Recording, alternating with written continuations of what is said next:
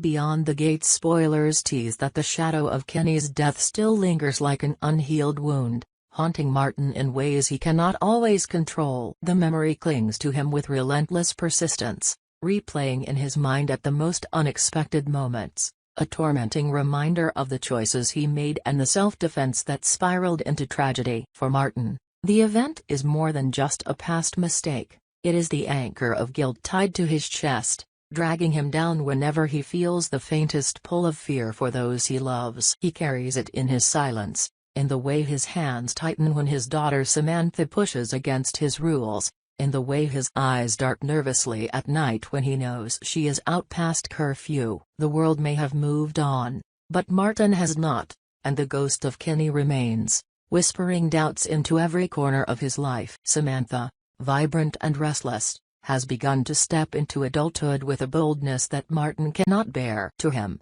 her independence feels less like growth and more like danger. Every time she insists on staying out late, on taking risks, on proving that she is her own person, Martin feels the echo of Kenny's death reverberate through his chest. His fear twists into anger, his worry into accusations, and soon even the simplest arguments between them become volcanic. Samantha does not understand why her father reacts so fiercely, why a night out with friends transforms into a battlefield of words. To her, Martin's overprotection feels suffocating, an unfair punishment disguised as care. The tension escalates one night when Samantha returns home well past midnight. Martin, pacing the floor, erupts at the sound of the door. His words are sharp, his tone laced with panic disguised as authority. He demands to know where she was, who she was with, why she thinks she can defy him. Samantha, weary of the endless restrictions,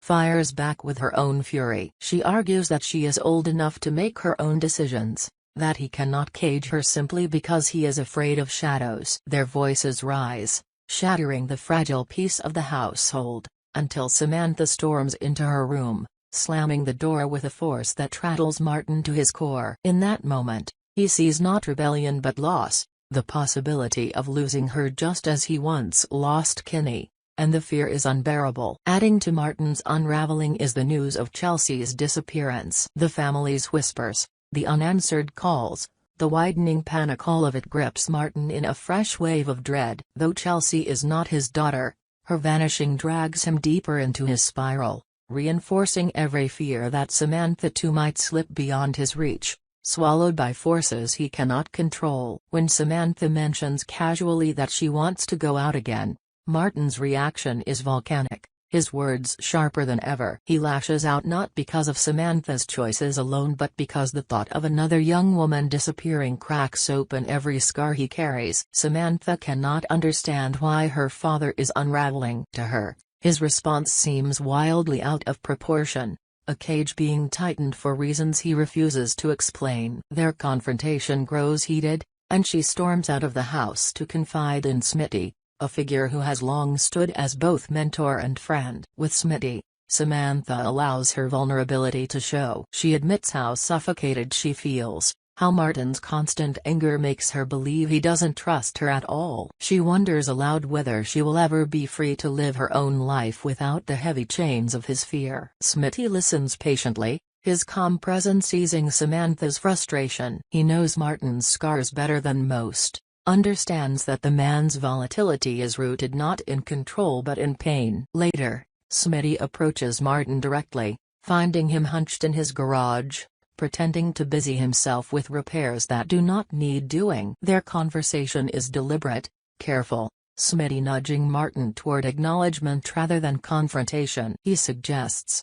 gently but firmly, that Martin consider therapy, that perhaps talking about Kenny's death and his fears for Samantha might ease the grip of guilt. Martin resists at first, bristling at the implication that he is weak or broken, but beneath his words lies the trembling of a man who knows he is not okay. The memory of Kenny gnaws at him. The night plays out in flashes, the confrontation, the split-second decision, the sharp line between survival and tragedy. Martin remembers the moment of impact, the sudden stillness afterward, the weight of realizing what he had done. Self-defense, the police had said. A closed case, the world insisted. But for Martin, There was no closure. He carries Kenny's death as a silent punishment, convinced that fate is circling back to demand another price, and that price will be Samantha. Smitty's words dig into this fear, forcing Martin to admit himself, if not yet out loud, that therapy might be the only way to loosen the chains. Against his instincts,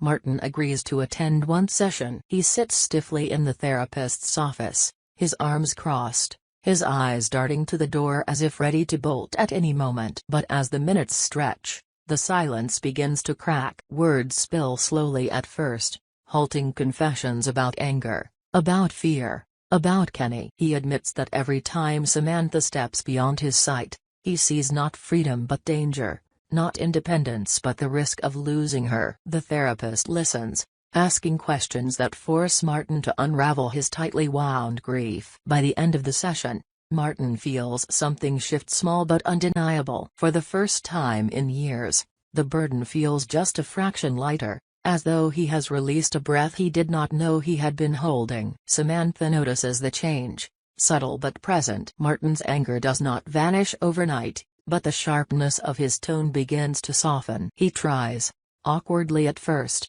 to explain his fears to her, stumbling over the words but managing to reveal pieces of his truth. Samantha listens with a mixture of frustration and compassion. She resents the years of suffocation but also recognizes the love buried beneath his fear. Slowly, she begins to understand that his control was not rooted in a lack of trust in her but in a lack of trust in himself, in his ability to protect her without repeating the mistakes of the past. Their relationship begins to mend, not with grand gestures but with small steps. Samantha reassures Martin that she is capable, that she can handle unexpected dangers. She points out moments when she has already proven her resilience, reminding him that she is not the child he once carried on his shoulders but a young woman carving her own path. For Martin, these reassurances are both terrifying and comforting. He wants desperately to believe her, to release the grip of fear, but the shadows of Kenny and Chelsea's disappearance still lurk at the edges of his mind. It is Smitty who continues to bridge the gap between them. He encourages Martin to keep attending therapy,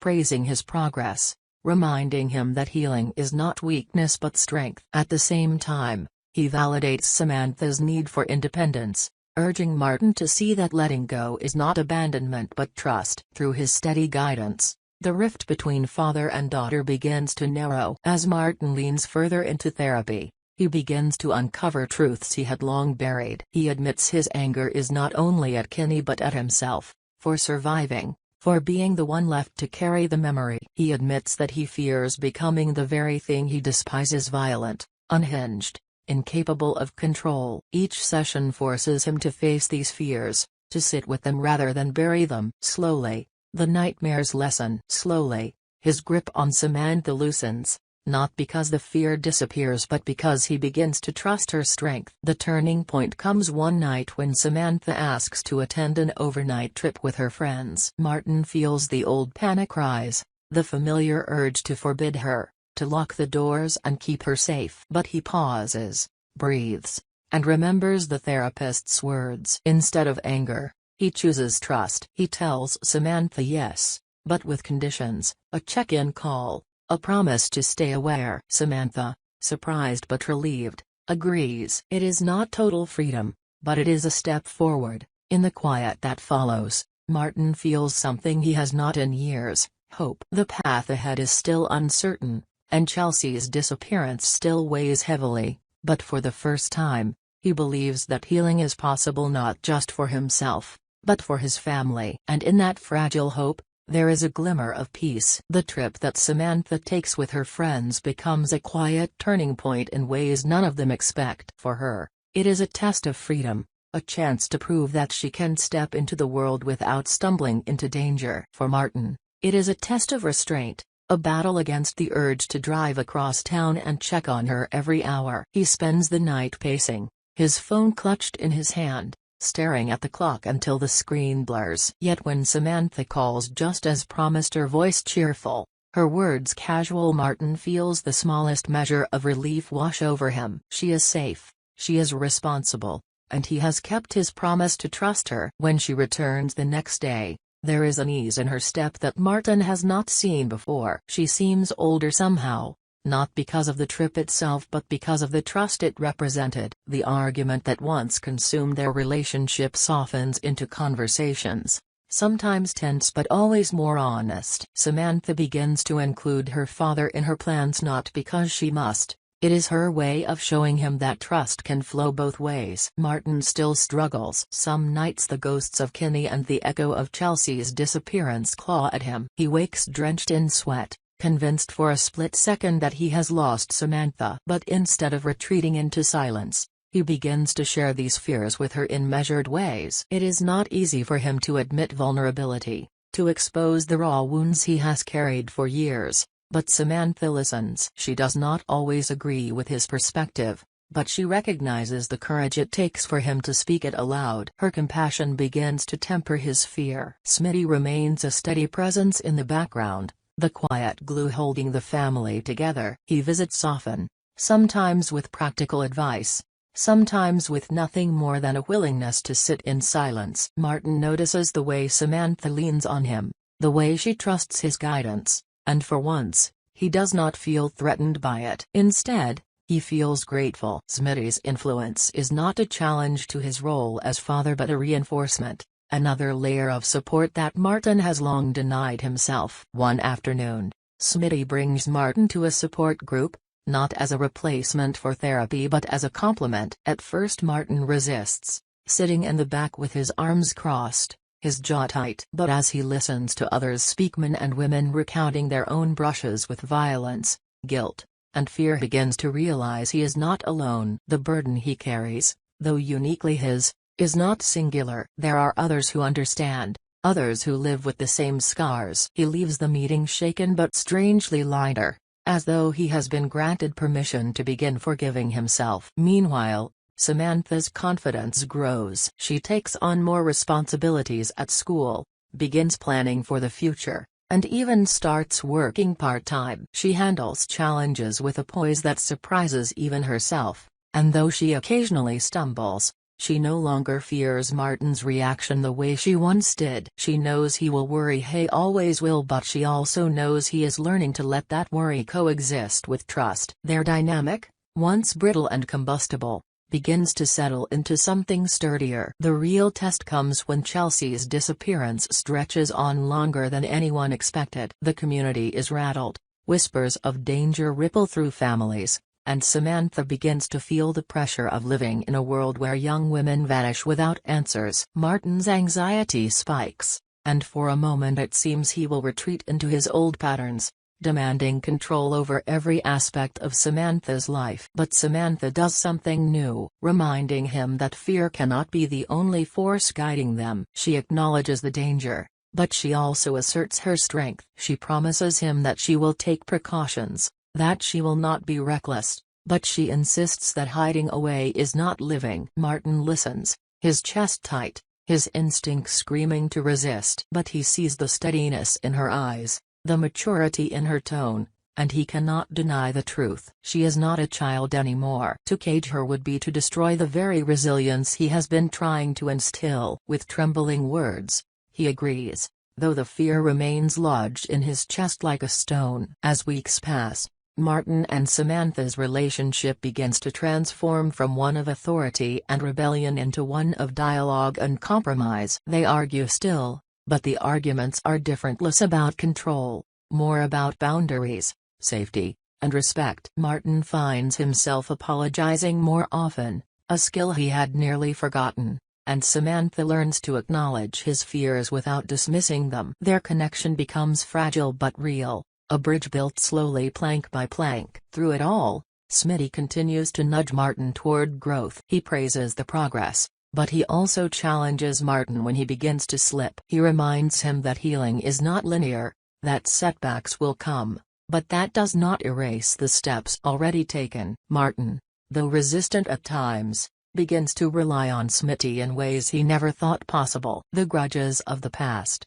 the unspoken tensions between them, begin to dissolve. In their place grows a tentative forgiveness, the recognition that they have both carried burdens too heavy to bear alone. Therapy becomes more than an obligation, it becomes a place where Martin begins to imagine a future not ruled by guilt. He starts to talk about Kenny without flinching, about the way that night shaped him, about the ways he wants to change. The therapist challenges him to redefine self-defense not as a curse but as a tragedy from which he can still grow. Martin resists, but the words linger. For the first time, he begins to wonder if forgiveness is possible not just from others, but from himself. Samantha notices the change. She sees the way her father softens in small moments, the way he asks about her day instead of interrogating, the way he lets her walk out the door without a fight, the way he even laughs sometimes, genuinely, without the weight of fear behind it. She realizes that their family,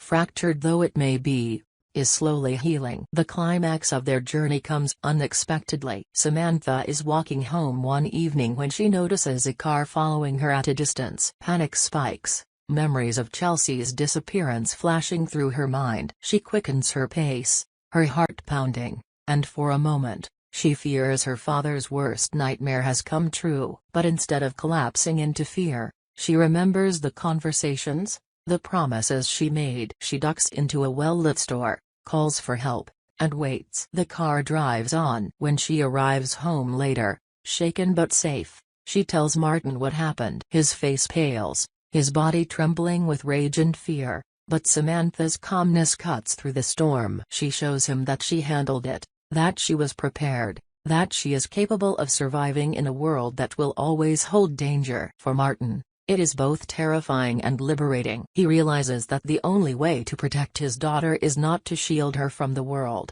but to trust that she can navigate it. In the days that follow, something settles between them. Martin still carries the ghosts of Kenny and the sorrow of Chelsea's disappearance, but they no longer dominate him. He sees Samantha not as a fragile extension of his guilt but as a strong, capable woman carving her own path. Samantha, in turn, sees her father not as a tyrant but as a man broken by grief, struggling to rebuild himself. Their bond, though imperfect, becomes stronger for its honesty. Smitty watches this transformation quietly, offering encouragement when needed, stepping back when he sees they must walk the path themselves. He knows healing is never complete, but he also knows progress when he sees it. And in the quiet moments, he feels a sense of peace knowing that Martin and Samantha are finally finding their way back to each other. The story does not close with dramatic resolutions or sudden miracles. Chelsea's fate remains uncertain,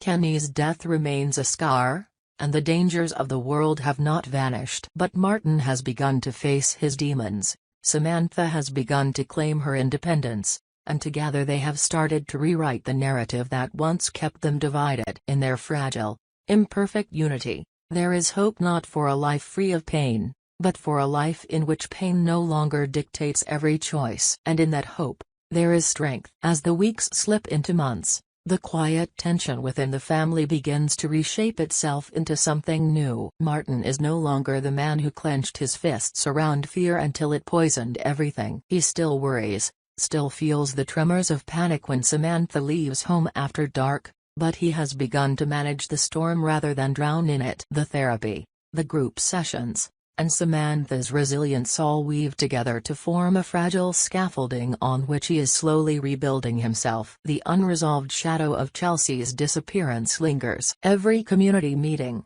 every police update, every rumor passed along by neighbors reopens the wound. For Samantha, it becomes a constant reminder that life offers no guarantees. She studies harder, prepares for her future more deliberately, almost as if proving that she will not be another story lost in the fog. For Martin, Chelsea's absence is both a curse and a lesson. He cannot save everyone, cannot undo the past, but he can fight every day to ensure that fear does not devour what remains. One evening, Samantha comes home later than expected. The clock ticks past midnight, and Martin's pulse pounds with old panic. By the time she walks through the door, calm and unharmed, he is already near breaking. But instead of exploding, he breathes, remembers his therapist's voice, and chooses to listen. Samantha explains she stayed behind to help a friend who was struggling. She shows him her phone log of texts she sent, delayed by poor reception. She does not offer excuses, only the truth. Martin feels the weight of dread loosen, not because the fear was wrong, but because he sees that she is responsible even when circumstances stretch beyond control. In that moment, he finally admits something aloud that he has carried silently for years, that the night Kenny died, he believed he had destroyed not only his friend but also any chance at living without shame. Samantha listens quietly, eyes wide but soft, and then she reaches across the table to take his hand. She tells him that while he can never erase that night, he can choose what it means moving forward. He can let it chain him, or he can let it remind him why compassion and trust matter. For Martin, those words land like a key turning in a long locked door. Smitty becomes part of these conversations too. Over dinner one night, Samantha asks him how he handled his own mistakes. Smitty chuckles sadly, admitting that he avoided them for years, burying them under layers of bravado and stubbornness. But he tells her Martin cat healing only began when he allowed himself to admit the damage out loud, when he sought forgiveness not as an entitlement but as a gift. The honesty humbles Martin, deepens the quiet reconciliation between the two men, and reinforces to Samantha that her family, fractured as it may be, is capable of change. As the investigation into Chelsea's disappearance drags on, whispers swirl that Allison may have been involved in something darker than anyone suspected. The lack of closure gnaws at the community. For Martin, it sharpens his fear of losing Samantha to the same abyss. But instead of tightening his grip, he begins channeling his fear into action. He volunteers to help with neighborhood patrols, assists families shaken by the rumors, and even speaks at a local awareness event about the importance of vigilance without succumbing to paranoia. When he steps onto the stage, his voice wavers at first, but Samantha's proud gaze from the audience steadies him. He speaks about loss, about the weight of carrying a past mistake, and about the danger of letting fear dictate love. His words move more than strangers, they begin to move himself. Samantha, meanwhile, discovers her own strength in ways she never expected. She starts mentoring younger students at school, teaching them basic safety strategies, sharing her own stories of independence and caution. Her friends joke that she is becoming the protective older sister of everyone she meets, but for Samantha, it feels natural. She has inherited her father's vigilance, but she wields it without the chains of paranoia. She has taken the best of him and shaped it into something lighter, something usable. The turning point comes on a rainy evening when Samantha finds herself confronted by a man outside her workplace who demands her attention in a way that makes her skin crawl. Martin, waiting in the car to pick her up, sees the exchange. The old Martin would have erupted, charging in fists first. This time, he steadies himself, watches Samantha assert her boundaries firmly, watches her step back and signal for help. Only when the situation begins to escalate does he intervene, calm, firm, protective but not reckless. Together, father and daughter diffuse the moment. When they sit in the car afterward, both trembling but safe, they realize something profound. They can face danger side by side, not just as protector and protected, but as partners in survival. That night becomes a quiet marker of change. For the first time, Martin sleeps without waking in terror, and Samantha feels truly seen as more than a child to be shielded. The balance they had both longed for begins to feel real, tangible, not just a fragile hope. Months later, as spring warms the air, the family gathers in the backyard for a small celebration: Samantha's acceptance into a university program. Martin grills food while Smitty sets up chairs, and Samantha flits between them, laughing at their clumsy attempts to outdo each other with stories from the past. For a moment, the air is free of ghosts. Kenny's shadow lingers but no longer suffocates. Chelsea's absence still aches, but it is carried with resilience rather than despair. Martin looks at his daughter, radiant with ambition and grounded with wisdom far beyond her years, and feels a strange mixture of pride and humility. He knows he has failed in many ways, knows that his fear nearly cost him her trust forever. But he also knows they have clawed their way back from that edge, step by step, word by word. The ending is not clean, not perfect, but it is real. Martin will always carry the night of Kenny's death, Samantha will always remember the years of suffocation, and Smitty will always bear the weight of his own regrets. Yet they are no longer defined solely by these scars. They are defined by the choice to move forward, to forgive where possible, to support where needed,